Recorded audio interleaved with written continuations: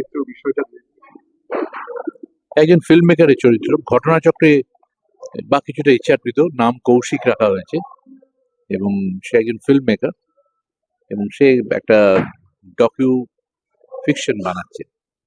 সেইটা নিয়ে তার জীবনে নানা রকমের অভিজ্ঞতা আসতে থাকে, যেটা কাজের জায়গা অতিক্রম করে তার একদম ব্যক্তিগত জীবনের গণ্ডির মধ্যে ঢুকে পড়ে। সেইটা খুবই বেদনাদায়ক, খুবই মর্মস্পর্শী। যখন এই কাহিনীটা আমাকে পরিচালক শোনান, এটা বুঝতে পেরেছিলাম যে আমি একটা অন্যরকম ভাবনা নিয়েও ছবি করতে এসেছি। এটা not playing to the gallery, দর্শককে বিনোদনের জন্য যে আমরা অনেক রকমের গিমিক ব্যবহার করি, নানা রকমের মজার জিনিস করি, নানা রকম ঘটনা করি, তার বাইরে একটা খুব পার্সোনাল স্পেস থাকে। আমি জিজ্ঞেস করিনি পরিচালককে যে তার জীবনের কোনো অভিজ্ঞতা থেকে এই ছবি কিনা, এতটাই প্রাইভেট এই জিনিসটা, আমি ওকে এই প্রশ্নটা করিনি, কিন্তু এটা বুঝেছিলাম যে ওরকম একটা ব্যক্তিগত স্পেসের গল্প বলতে চায়। কাজে সেই জন্য অভিজিৎকে বিশেষ করে আমি সাধুবাদ জানাবো এরকম একটা বিষয়কে বাছার জন্য। আমার একটি বিশেষ চরিত্র এই ছবিতে, সেটা আমি মন প্রাণ দিয়ে করার চেষ্টা করছি, এবং খুব পরিচিত একটা বাড়ি এটা। এই রাজবাড়িতে কাজ করতে আমি আগে অন্যান্য চরিত্র করেছি, এখানে আমি গিরিশ ঘোষ হয়েছি, এখানে আমি অন্য ক্যারেক্টার হয়েছি। কাজে বাড়িটার প্রত্যেকটা অলিগলি আমার চেনা, সেখানে সে একটা অন্য মানুষ, একটা অন্য চরিত্র হয়ে ওঠা। নিশ্চয়ই ফিল্ম মেকার বলে কিছু জিনিস হয়তো আমার কাছে একটু স্বাভাবিকভাবেই মানে আয়ত্তে আসছে, কিন্তু গল্পটা তো আমার জীবনের গল্প নয়, বা এই গল্পটা আমার পরিচিত গল্প নয়। সেটা একটা খুব নিজের কাছে একটা রহস্য উন্মোচন হচ্ছে, এবং আশা করছি ছবিটা একটা অন্য মাত্রা নেবে, এবং প্রযোজককে ধন্যবাদ জানাবো।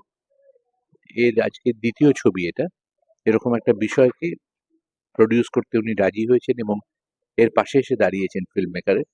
কাজে এই জন্যে তাদের সাধুবাদ জানানো উচিত, এবং আমি খুব খুশি। এবং ও মন দিয়ে নিজের মতো করে ছবি বানাক। আমি চাই যে ও যেভাবে ভেবেছে ছবিটা, সেই ছবিটা একদম ও নিজের মতো করে যেন বানাতে পারে। That's all. দাদা, যেহেতু আপনি একজন চিত্র পরিচালক এবং আর একজন অন্য চিত্র পরিচালকের আন্ডারে কাজ করা, ঠিক আছে, সেই ক্ষেত্রে যে অভিজ্ঞতাটা হচ্ছে সেটাও যদি একটু এটাতে আমি যথেষ্ট অভ্যস্ত হয়ে গেছি এত ছবিতে কাজ করতে করতে। আমি অভিনয় করার সময় ডিরেক্টর কৌশিক গাঙ্গুলি বাড়িতে থাকে, তাই তাকে আমি নিয়ে আসতেই দিই না, এবং আমি কোনো কিছু বলিও না। কারণ দেখুন, একটা জিনিস আমি একরকম ভাবে ভাববো, আপনি একরকম ভাবে ভাববেন, অন্য একজন পরিচালক আরেক ভাবে ভাববে। তাই যেরকম একটা কবিতাকে 10 ভাবে ইন্টারপ্রেট করা যায়, ঠিক তেমনি ওর যেটা মাথায় ভাবনা আছে অভিজিতের, সেটা যেন ও নিজে প্রকাশ করতে পারে। সেখানে আমি কখনো ইন্টারফেয়ার করি না। অভিনেতা হিসেবে যেটুকুনি আমার চরিত্রের জন্য কোনো সাজেশন থাকে, সেটুকুনি আমি ওকে জিজ্ঞেস করি যে এটা করবো কিনা। যখন সম্মতি দেয় করি, যখন দেয় না তখন করি না। কিন্তু তার বাইরে টেকনিক্যাল দিক থেকে, ডিরেক্টোরিয়াল দিক থেকে আমি কখনো ইন্টারফেয়ার করি না, এবং সেটা লক্ষ্যও রাখি না। আমি একটা শটও সারা ছবিতে কখনো মনিটরে গিয়ে দেখি না। তাই আমি জাস্ট কাট অফ। আমি আমার পারফর্মটুকু করি, এবং আমি নিজের জায়গা কোথায়, যে টেকনিক্যাল নলেজটুকু আমার রয়েছে, সেটা আমাকে কাজটা করতে সাহায্য করে। ডিরেক্টোরিয়াল যে টেকনিক্যাল নলেজ, সেটা আমাকে অভিনয় করতে সাহায্য করে। সেইটা অন্য পরিচালকের বেনিফিট হয়। তারা আমাকে 10 বার বোঝাতে হয় না, একটা জিনিস আমি যখন করি সেটা আমি করে ফেলতে পারলাম সেই জিনিসটা, কিন্তু তার ডিরেক্টোরিয়াল স্পেসে আমি কখনো ঢুকি না। কাজে আমি চাই ও ওর মতো করে করুক, ভালো হোক মন্দ হোক, সব ওর দায়িত্বে হোক। ঠিক আছে, ধন্যবাদ। চাঙ্কু বেসিক্যালি থার্ড জেন্ডার। ছোটবেলায় যখন জানা যায় যে এই স্বাভাবিক মানুষ নয়, আর কি ছেলেও নয় মেয়েও নয়, থার্ড জেন্ডার, তো তাকে বাড়ি থেকে বের করে দেওয়া হয় এবং কোনোভাবে সে রেড লাইট এরিয়ায় চলে আসে। সেইভাবেই তার জীবন শুরু হয়। তো দাদা, এর আগেও তোমাকে অনেক ধরনের চরিত্র করতে দেখা গেছে, তোমার মুখ থেকে শুনতে পেলাম যে এটা একটা থার্ড জেন্ডারের উপর তুমি চরিত্র করছো। তো সেক্ষেত্রে ডিফারেন্সিয়েশন মনে হচ্ছে? ডিফারেন্স তো বটেই। একটা যখনই মানে তৃতীয় জেন্ডারের, থার্ড জেন্ডারের একটা ব্যাপার আছে, তখন তার মধ্যে সাইকোলজিটাও চেঞ্জ হয়। এবং যেহেতু সাধারণ মানুষের মানে এখনো তো সমাজ সেভাবে অ্যাকসেপ্ট করে না, তাকে ছোট থেকেই বিদ্রুপ, নানা প্রতিকূলতার মধ্যে তাকে বড় হতে হয়। ফলে প্রথম থেকেই মানসিক মেন্টালি একটা চাপের মধ্যেই তারা বড় হয়। তো তাদের মধ্যে যে মানে বেসিক্যালি মানুষের তো ইমোশন তো সবই একই হয়, আর সেও দুঃখ পায়, সেও আনন্দ পায়। ফলে মানুষকে আরো বেশি বুঝতে হবে যে মানে এরা আলাদা কিছু নয়, এরা আমাদের মতনই একজন মানুষ। আহ, কোনো একটি মানে তার জেন্ডারটা হয়তো কোনোভাবে আলাদা হয়েছে, কিন্তু বাকি তো মানুষ। সেই মানুষের মানবিকতা আহ, দিয়েই সেই মানুষগুলোকে দেখা উচিত, এটাই মনে হয়। ধন্যবাদ। তুমি তো ভালো ছবি বই বানাও, ছবি করো, তাহলে সেগুলো কেন করছো না? তখন বলছি দেখো, ভালো ছবি করার জন্য ভালো স্টোরি দরকার, যে স্টোরিটা দর্শক হলে গিয়ে দেখবে, যেন মনে হয় যেন তার কথাগুলো আজকে বলছে সেই ছবিতে। তখন বলে যে হ্যাঁ ঠিক আছে ভাই, একটা ভালো স্টোরি দরকার। তুমি এক কাজ করো, তুমি তোমাকে একজনের পাঠাচ্ছি, তুমি যাও, ওর নাম শিউলি। আবার এখানে আমরা দেখছি যখন শিউলির ঘটনাটা, যে সে একটা গ্রামের মানুষ, আমরা পুরুলিয়া দেখবো, তাকে সেই ভালোবাসার সময়ে দুর্গাপুজোও দেখবো যে আমরা সেই 5টা দিনের মধ্যে তাকে রীতিমতো স্বপ্ন দেখানো হয়, ড্রিম, তার মধ্যে একটা ফিল ঢোকানো, যে তোমার একটা নিজের ঘর হবে। তুমি কি চাও না সেটা? কারণ সে যাদের কাছে মানুষ হচ্ছে, সে মামা আর মামা ভালোবাসলেও মামি চিন্তা করছে তার নামের সম্পত্তি যদি সে পরবর্তীকালে চায়, তাহলে তাকে আগে কি করে বিক্রি করে দেবে, তাকে আগে কোথায় পাঠিয়ে দেবে। সেখান থেকে আরিয়ান ভৌমিক যে ক্যারেক্টারটা করছে, ওখানে আমরা দেখবো যে ও ফটোগ্রাফার, নেচারের ছবি তুলতে যায় বিভিন্ন। তখন ও ওখানে ওর সঙ্গে ভালোবাসার সেই জায়গাটা তৈরি করে ওকে বিশ্বাস করায় যে হ্যাঁ তোমাকেই আমি ভালোবাসি। আলটিমেট সে এখানে বিক্রি করে দেয়। কতদিনের শুট টোটাল? এটা মোটামুটি আমাদের 12-13 দিনের শুট চলছে। 12 কোথায় কোথায় কোথায় shoot? আমাদের এখন বেলগাছিয়া চলছে, আর ওদিকে আমাদের হচ্ছে নলবন 2-1, ওটাও হয়েছে। আর আপনার কুমোরটুলিতে একদিন করেছি, আর হচ্ছে পুরুলিয়া। আর প্রত্যেকটা সিনেমায় তো আজকাল গান ছাড়া তো চলে না, তো সেক্ষেত্রে এখানে কি গানের কোনো ধরনের জায়গা আছে? হ্যাঁ, এখানে গানের জায়গা আছে। আমরা একটা দেখবো, মানে আরিয়ান এবং শ্রীমা যে ক্যারেক্টার দুটো করছে, তাদের ওই জায়গাটা লাভটাকে একটু কমপ্লিট করতে ওখানে একটা আমি ক্লাস ফরওয়ার্ড দেখেছি যে কটি কটি গান রেখেছে? গান আছে 4টে। 4টি গান। তো এখানে কে গান করছে, মহিলা বা পুরুষ হিসাবে সঙ্গীত শিল্পী? সঙ্গীত শিল্পী আমরা এখনো খুব বেশি সিলেক্ট করিনি, ইচ্ছে অনেক কিছুই ছিল। তা আমরা মোটামুটি একটা গাইড ট্র্যাক তৈরি করে দিয়েছি। তারপরে আমরা সিলেক্ট করে নেবো যে আমরা কাকে কাকে রাখবো। সেরকম লিপে নেই, একটা গানই আমরা যাবো, সেটা গাইড ট্র্যাকে পেয়ে যাচ্ছি। এবার দেখা যাক। একজন পরিচালক হিসেবে এটা কি আপনার কত নম্বর ছবি? আমার অ্যাকচুয়ালি যদি বলি, আমার ফার্স্ট ছবি আমি করেছিলাম, সেটা আমি পাওলিকে নিয়ে করেছিলাম, 3 পুরুষ 1 নারী। ভাগ্যক্রম আমাদের অনেক কিছুই ঘটে, যেটা রিলিজ হয়নি। তা সেই হিসাবে বলতে গেলে আমার প্রথম ছবি। আপনার শুভ নাম? অভিজিৎ বিশ্বাস। নমস্কার। সঙ্গে ভোগে যুক্ত আছে। এই সিনেমাটা আমি অ্যাসোসিয়েট প্রযোজক হিসেবে আছি। ছবিটা পরিচালনা করছেন অভিজিৎ বিশ্বাস। রোহিত আমার ছোট ভাই, এটা ওর ফার্স্ট ছবি।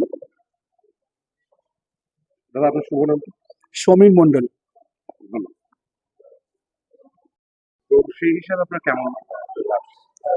সেই হিসাবে আমার খুব মানে it's an proud moment for RDS Cinematica. As a producer of it, I would really appreciate this story because it has a very depth and emotionally will connect to the audience. I'm sure of it if audience likes it. তো এই সিনেমাটার budget কি? বাজেটটা আমাদের খুবই কম আপাতত, still we are trying to get it as much as possible. What's your good name? Rohit Khan, my name is Rohit Khan. ঠিক আছে। আমার দর্শককে সবার নতুন বছর যেন খুব ভালো কাটুক, সবাই সুস্থ থাকুন, প্রচুর মজায় থাকুন, আনন্দে থাকুন, আর শুধু ফিজিক্যালি নয় মেন্টালিও ভালো থাকুন। তো আজকে যে সিনেমার শুটিংটা চলছে, তো এই সিনেমাতে আপনার চরিত্রটা যদি দর্শকদের সামনে একটু তুলে ধরেন। আহ এই সিনেমার প্রথমত নাম আশা করছি দর্শকরা জানেন, অস্তরাগ। আমাদের অভিজিৎ দা ডিরেক্ট করছেন, অ্যান্ড এখানে আমার চরিত্রের নাম হচ্ছে, কোনটা বলবো, দুটো নাম রয়েছে। দর্শক প্রথমে আমায় যে নামে চিনতে পারবে সেটাই বলি, শেলি। অ্যান্ড শেলির বাকি কি নাম রয়েছে না রয়েছে সেটা তো গল্পের টুইস্টের মধ্যে আপনারা জানতে পারবেন। খুব সিম্পল একটা গ্রামের মেয়ে, যে কোনোদিনও একা কোনো স্বপ্ন পূরণ করতে পারবে বা তার স্বপ্নের আলাদা করে কোনো অস্তিত্ব রয়েছে সেটা কখনো ভাবেনি। সে ভেবেছিল সে যেখানে বড় হয়েছে সেখানেই হয়তো তোর বাকিটা জীবন কেটে যাবে। কিন্তু জীবনের চক্র যা হয়, নানানভাবে ওঠা পড়া সবকিছুর মাঝখান দিয়ে তো মানুষের জীবন কাটে, গ্রো হয় মানুষ। তেমনই একটা চক্রে পা দিয়ে শেলি আসে কলকাতায়। কলকাতায় এসে কোথায় পৌঁছায়, কি কি হয় তার জীবনে, সেটা হয়তো আমি এই মোমেন্টে দর্শককে বলবো না। কিন্তু এটা এমনই একটা বাস্তব যেটা আমরা হয়তো অনেকেই জানি। এমন অনেক মেয়েরা রয়েছে যারা নিজেদের স্বপ্ন পূরণের আশায় হয়তো শহরে চলে আসে, কিন্তু তারপর সেই শহর তাকে কখন কিভাবে গ্রাস করে নেয় সে কিন্তু জানে না। সে কোনটা ঠিক কোনটা ভুল অজান্তেই পা দিয়ে দেয় এই শহরের জালে। তো বলতেই পারেন, বুঝতেই পারছেন, এমন একটা গল্প যেখানে একটা গ্রামের মেয়ে, আরেকটু বলে দিই, উঠে এসে চলে আসে এমন একটা জায়গায় যেখানে তাকে দেহ ব্যবসা করে খেতে হয়। কোনো আইডিয়া ছিল না সেই মেয়েটির। সে কিভাবে সেখানে সার্ভাইভ করবে, কিভাবে বাকি দিনগুলো কাটবে, কিভাবে তার জীবনে পরিবর্তন আসবে, কিভাবে মানুষ তাকে আশ্বাস দেবে, প্রত্যেকবার স্বপ্ন দেখবে, আর সেই স্বপ্নের পরিণাম কি হবে সেগুলো জানার জন্য আপনাদের চোখ রাখতে হবে আমাদের ছবিতে, যেটা খুব তাড়াতাড়ি আসতে চলেছে আপনাদের কাছে। কিন্তু তার আগে আমাদের কাজটা কমপ্লিট করে নিতে হবে, আমাদের এখন শুটিং চলছে। Thank you. ধন্যবাদ। Thank you. সিনেমাটা করছো, অভিনয় করছো, তো সেটাতে কি চরিত্রটা করছো সেটা যদি একটু এটা অ্যাকচুয়ালি একটু যারা একটা ব্রথেল এরিয়ার গল্প আর কি।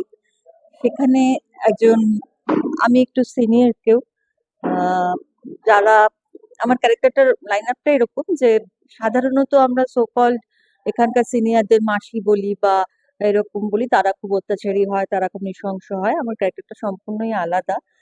এখানে আমাকে নতুন মা বলে সবাই। নতুন যারা আসে বা যাদেরকে বাধ্য হয় যারা আসতে বা যাদেরকে আনা হয়, আমি তাদের সাথে মিসবিহেভ করি না, তাদের প্রতি সহানুভূতিশীল। এবং এই যে একটা পেশা, এই পেশাটাকে তো কেউ স্বেচ্ছায় নেয় না, পৃথিবীর সব পেশা স্বেচ্ছায় নিল, এই পেশাটা মনে হয় না কেউ স্বেচ্ছায় নেয়। তার তার প্রতি আমার যথেষ্ট সহমর্মিতার সঙ্গে আমি সেটাকে হ্যান্ডেল করি, এই আর কি। মানে এছাড়াও সেই পেশার একজন বস হলে যা হয়, তার মানে যারা নিচে আছে তাদের প্রতি একটা সহানুভূতিশীল হওয়াটা মানে আমার এই চরিত্রটার বিশেষ একটা গুণ। এর আগে তো অনেক ধরনের চরিত্র তুমি করেছো দেখি। তো সেক্ষেত্রে এই চরিত্রটা করতে গিয়ে তোমার কিরকম চ্যালেঞ্জিং অনুভব হচ্ছে? চ্যালেঞ্জিং নিশ্চয়ই আছে, কারণ রিসেন্টলি আমাকে তো সব বেশিরভাগ লোকই মানে যে ধরনের চরিত্রে দেখে সারাক্ষণ হয়তো উম, মানে পজিটিভ ক্যারেক্টারই বেশি দেখে, কিন্তু ওই কান্নাকাটি হেন তেন। এখানেও কান্নাকাটি আছে, কিন্তু একটা প্রতিবাদীও আছে। এই মুখ্য চরিত্র এখানে যে মানে একজন পরিচালক, আমি তার প্রাক্তন প্রেমিকা। উনি এই পাড়ার উপর ছবি করতে এসে আহ, আমাকে নতুন করে আবিষ্কার করেন এবং আমি তার কাজে সাহায্য করি পরোক্ষভাবে। এইটুকুই গল্পটা থাক, তারপরে বাকিটা লোকে ছবি দেখলে বুঝতে পারবে। অনেক ধন্যবাদ। Thank you. এইরকম নতুন নতুন আপডেট দেখার জন্য বেঙ্গল ন্যাশনাল টিভিকে ফলো, লাইক, সাবস্ক্রাইব, শেয়ার করুন। প্রিয় দর্শক বন্ধুরা, আমাদের চ্যানেলের পাশে থাকুন।